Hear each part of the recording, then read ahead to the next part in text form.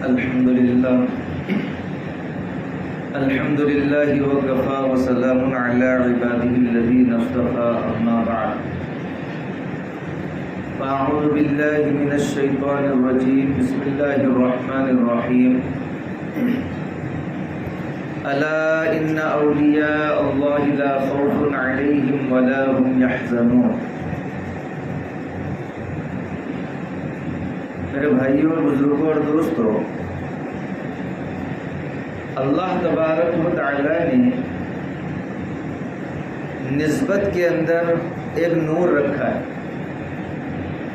اللہ تبارک و تعالی نے صحابہ کرام رضوان اللہ علیہم اجمعین کو اللہ کے پیارے نبی صلی اللہ علیہ وسلم سے نسبت اور تعلق عطا فرمایا۔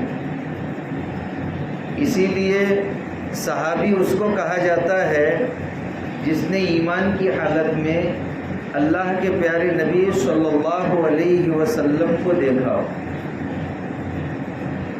تو نسبت کی برکت سے اللہ تبارک و تعالی زندگی بھر کا جس کے اندر کفر تھا، زندگی بھر کا جس کے اندر شرک اور کفر تھا، تو جب وہ اللہ کے نبی صلی اللہ علیہ وسلم کی خدمت میں آتے اور اللہ کے نبی کے ہاتھ پر ایمان قبول کرتے تو اللہ رب العزت ان کو صحابی کا درجہ عطا فرماتا تھا۔ تو یہ نسبت کی برکت ہے۔ تو ہمارے اکابرین، ہمارے بزرگان دین علم کے پہاڑ ہونے کے باوجود ان کا تعلق اللہ والوں سے تھا۔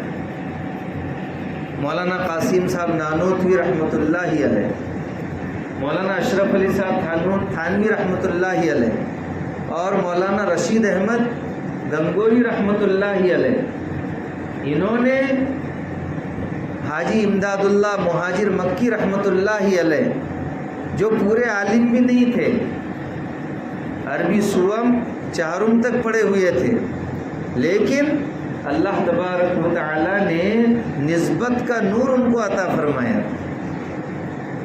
ایک مرتبہ مولانا رشید احمد گنگوئی رحمۃ اللہ علیہ، بہت بڑے محدث، بہت بڑے فقیہ، علم کے پہاڑ، ایک مرتبہ سوچا کہ چلو میں حاجی امداد اللہ صاحب مہاجر مکی رحمۃ اللہ علیہ کی خانقاہ میں جاتا ہوں، تھانہ بہن، بڑے دیوبند کے دہلی سے لے کر دیوبند تک، سہارنپور، سرہند تک ایسے علاقے ہیں۔ اللہ تبارک و تعالی نے نورانیت رکھی۔ کیا رکھی ہے؟ نورانیت رکھی ہے۔ بڑے بڑے اللہ والے سوئے ہوئے ہیں، بڑے بڑے اللہ والے۔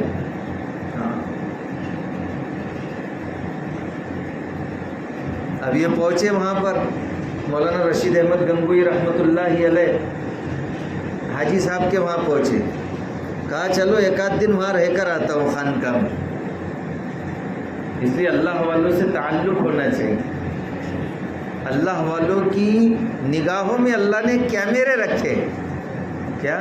کیمرہ جیسے کیچ کر لیتا ہے، اللہ والے جس پر نظر ڈالتے ہیں اللہ تبارک و تعالی اس کی کایا پلٹ دیتے۔ اب یہ پہنچے وہاں پر، علم کے تو پہاڑ تھے، سوچا کہ چلو ایک دن وہاں چلا جاتا ہوں، تو رات میں سو گئے حاجی صاحب کے خانقاہ میں۔ جب صبح میں اٹھے تہجد کے وقت میں دیکھا، حاجی صاحب نے تو کہا تھا کہ یہ رشید احمد کی چارپائی ہماری چارپائی کے قریب لگا دینا۔ دیکھو اللہ والوں کے جب قریب چلا جاتا ہے انسان تو اثرات پڑتے ہیں۔ تو ان کی چارپائی ہماری چارپائی کے قریب لگا دینا۔ اب جب صبح میں دیکھا، تہجد کے وقت میں اٹھے تو دیکھا کہ کوئی ذکر کر رہا ہے، کوئی ذکر کر رہا ہے، کوئی دعاؤں کے اندر رو رہا ہے، کوئی تہجد پڑھ رہا ہے، کوئی سجدے میں رو رہا ہے۔ مولانا رشید احمد گنگوئی رحمۃ اللہ علیہ کہنے لگے کہ انبیاء علیہ السلام کی جو تعریف کی گئی ہے، ان کی جو صفات بیان کی گئی ہے کہ وہ راتوں میں کم سوتے ہیں اور راتوں میں اٹھ کر کے استغفار کرتے ہیں، تو آیتیں میرے ذہن میں آنے لگی. عالم تو تھے، آیتیں ذہن میں آنے لگی، احادیث ذہن میں آنے لگی. تہجد پڑھنے کے یہ فائدے ہیں، جو ساری احادیث میرے ذہن میں آنے لگی. تو بستر نے مجھے اچھال دیا، میں بھی اٹھ کر بیٹھ گیا اور وضو کیا، تہجد پڑھی اور میں بھی ذکر کرنے لگا.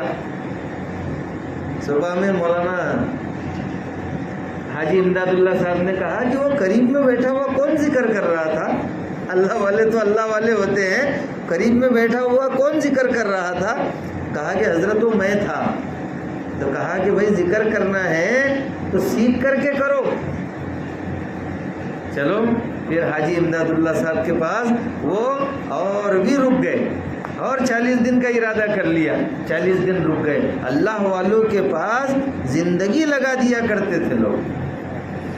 ہمارے حضرت مولانا قمرالزماں صاحب دامت برکاتہم العالیہ شاہ وسیع اللہ صاحب کی خدمت میں پوری زندگی اپنی لگا دی. ان کی خدمت، ان کے خسر بھی ہے اور ان کے شیخ بھی ہے. 2 شیخ ہیں حضرت کے، مولانا شاہ وسیع اللہ صاحب اور محمد احمد صاحب پرتاپ گڑھی رحمۃ اللہ علیہ. ہاں، پوری زندگی لگا دی. اللہ ان کی عمر میں برکت عطا فرمائے. تو وہاں پر رکنے کے بعد میں پھر اللہ والے آزماتے بھی ہیں. اللہ والے لمبا چوڑا واقعہ ہے.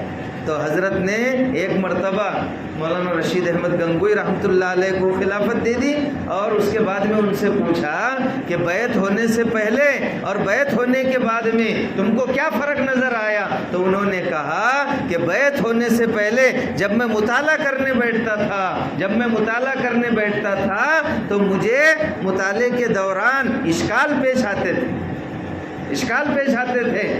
شروعات دیکھنا پڑتی تھی، حاشیہ متن دیکھا کرتا تھا، شروعات دیکھا کرتا تھا، بہت محنت کرنی پڑتی تھی. لیکن جب سے بیعت ہوا ہوں تو کبھی مجھے اشکال پیش نہیں آتا، کبھی مجھے تعارض نظر نہیں آتا. پہلا فائدہ یہ ہوا. اور دوسرا فائدہ یہ ہوا کہ مجھے شریعت کے کاموں میں، دین کے کاموں میں، اللہ کے احکام پر اب مجھے نفس کو تیار نہیں کرنا پڑتا کہ چل فلاں کام کرنے کے لیے تیار ہو جا، شریعت کے فلاں حکم پر عمل کرنے کے لیے تیار ہو جا. بلکہ شریعت کا جو حکم، جو عمل، جو اللہ کا حکم، اللہ کے نبی کا طریقہ، اس پر مجھے عمل کرنے کے لیے فوراً نفس تیار ہو جاتا ہے، تیار نہیں کرنا پڑتا. اور جس گناہ سے بچنا ہے، شریعت نے منع کر دیا، اللہ نے منع کر دیا، اللہ کے نبی نے جس کام کو منع کر دیا تو مجھ کو تیار نہیں کرنا پڑتا، نفس کو فوراً وہ رک جاتا ہے. دوسرا فائدہ یہ ہوا. تیسرا فائدہ کیا ہوا؟ تیسرا فائدہ یہ ہوا کہ حق بات بولنے میں ڈرتا نہیں ہوں. حق بات بولنے میں کسی کی ملامت کا خدشہ اور خوف نہیں رکھتا ہوں کہ میں حق بات بولوں گا تو فلاں یہ کہے گا، فلاں وہ کہے گا. مجھے کسی کا ٹینشن نہیں ہے، میں حق بات کہہ دیتا ہوں. تو 3 فائدے ہوئے بیعت ہونے کے، 3 فائدے ہوئے یہ نسبت کے. تو نسبت کے اثرات انسان پر پڑتے ہیں. انسان جس کی صحبت میں رہے گا، اس لیے کہا حدیث کے اندر اس کی مثال دی گئی ہے کہ اگر انسان جو ہے عطر والے کے پاس میں بیٹھے گا، اچھوں کی صحبت میں بیٹھے گا، اچھے اثرات اس پر پڑیں گے. اس کی مثال دی گئی ہے عطر فروش کی. عطر بیچنے والے کے پاس اگر جائیں گے، اگر خریدنے کا ارادہ نہیں بھی ہے تب بھی خوشبو تو آئے گی، خوشبو تو آئیں گی. بازو میں کسی نے لگا لیا تو کیا کہتے کون سا ہے؟ تو دیکھو خریدنا نہیں ہے لیکن خوشبو آ رہی ہے. یہ اچھے آدمیوں کی مثال ہے.